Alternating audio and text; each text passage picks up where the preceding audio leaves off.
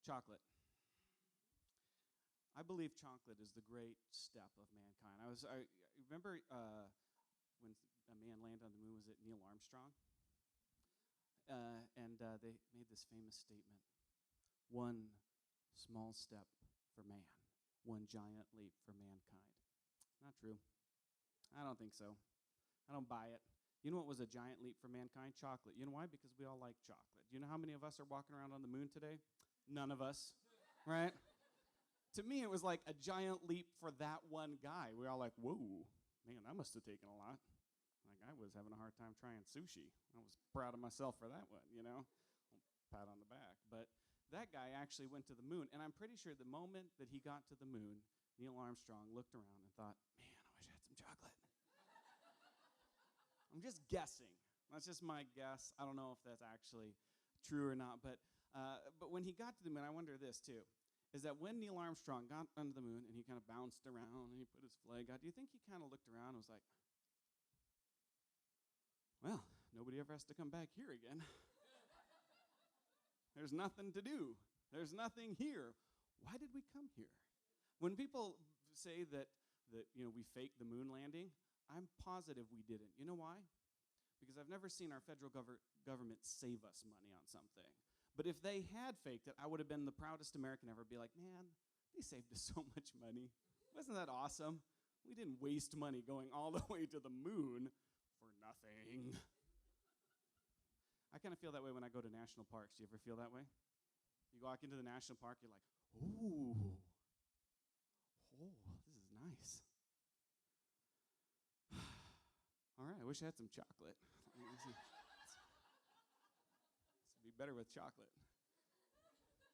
Maybe that's just me. I don't know.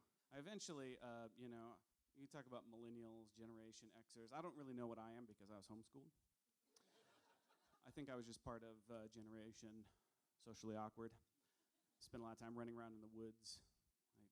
You can tell a homeschooler because they have taken apart golf balls with a hacksaw. Anybody here ever cut open a golf ball with a hacksaw? Okay, 1, 2, okay, yeah. There you go. It's interesting. It's really fun. I would encourage you to go do it. I spent a lot of time opening golf balls and finding out what was flammable. It was a fun game. Is this flammable? That was the game. Just giving you kids a tip. Aerosol is the bomb. And I literally mean a bomb. But I can't say anything more about that. But I learned a lot as a homeschooler, and which was great because it really paid off later on in life. I eventually got married, and it worked out really nice. My wife really likes like back rubs, and shoulder rubs, which is great because I'm a misogynist. So lucky her.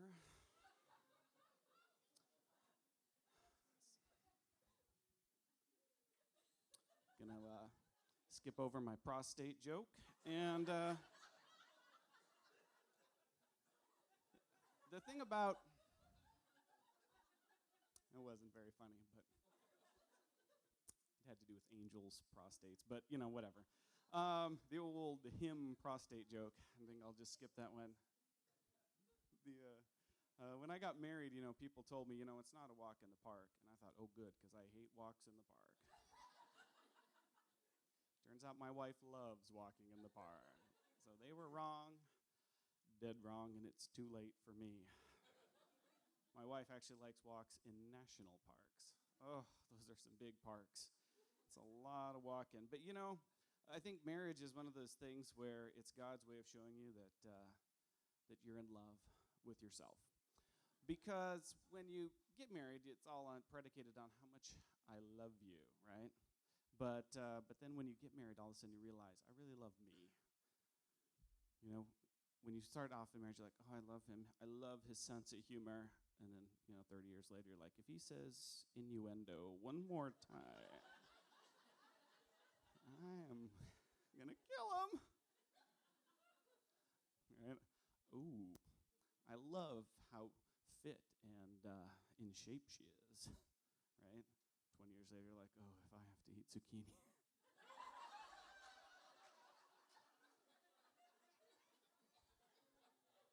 One more time. right? That's marriage right there. I summed it up. So, but I really love my wife, and so I decided, it was her birthday this week, so I decided that she really likes hiking and backpacking. So I said, honey, for your birthday, I'm going to take you backpacking. So we're going to go up actually this week and go backpacking for this joke right here. That's why I'm doing it. And I'm not really worried about the hiking side of it. I don't really like hiking, because I get a little bored. But fortunately for me, God gave me kind of a hiking body. I wanted a real athletic body, but mostly he's like, no, Eric, you could just walk up a mountain. That's what you're good for. That's your level of talent. Okay, strap it on. So I'm not really worried about the hiking or even the sleeping outdoors. That's fine. Bears, I'm not really worried about bears. You know what I'm worried about? Of all the critters, the worst ones? Flies. Yeah, mosquitoes are bad, but flies are worse. You know why? Because they have this thing called a pit toilet. This is what I lay awake at night worrying about before camping. I was actually at a state park with Heidi a few weeks ago, and we were walking, and I had to use the bathroom. Just one. I'm just going to be, not to get too graphic, but I just needed to go one. And so I went in, and did one of these things, because that's what you do. Right, guys? Woo-doo! Just kind of. And I did this, and flies came flying up.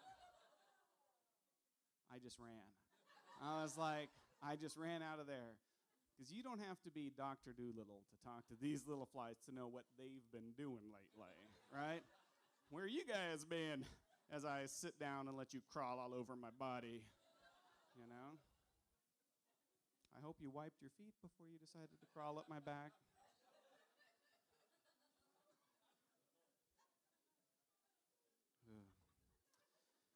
Speaking of getting other people's turd on you, I became a father.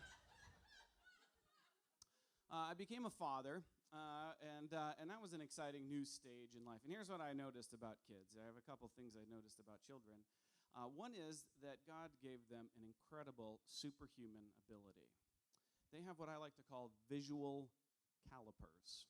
Visual calipers. Before they can read or write or do anything of any use, if you were to cut a piece of cake in half, right?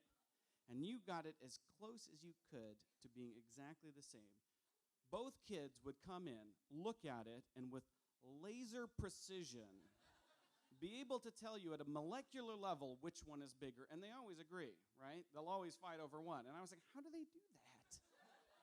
How do they know? And maybe it's because we've just fed them so much sugar that they're such sugar fiends that they're like, that has 2 more granules of sugar in it. I want that one.